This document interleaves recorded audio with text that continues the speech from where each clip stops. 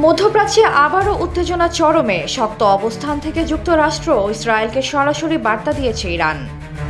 ইরানের খতম আল আনবিয়া central command জানিয়েছে, শত্রুরা আত্মসমর্পণ না করা পর্যন্ত তাদের সামরিক অভিযান চলবে। তারা দাবি করেছে, ইরানের সামরিক শক্তি সম্পর্কে বিদেশি শক্তিগুলোর ধারণা এখনও অসম্পূর্ণ।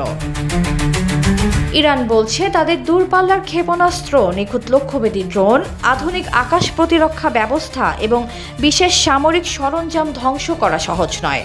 আরও বলছে, তাদের কৌশলগত সামরিক উৎপাদন এমন সব জায়গায় সচল রয়েছে যা সম্পর্কে তাদের কোনো ধারণা নেই এবং যেখানে পৌঁছানো তাদের পক্ষে কখনোই সম্ভব হবে না। এবং আরও বিচূর্ণকারী, বিস্তৃত এবং ধ্বংসাত্মক হামলা হবে যতক্ষণ না পর্যন্ত তারা স্থায়ী চূড়ান্ত আত্মসমর্পণ না করেন। ইরানের এই কড়া অবস্থান আন্তর্জাতিক অঙ্গনে নতুন করে উদ্বেগ তৈরি করেছে। পরিস্থিতি কোন দিকে গড়ায় এখন সেটাই দেখার বিষয়। তামান্না ইসলাম তন্নি, দৈনিক নিরপেক্ষ।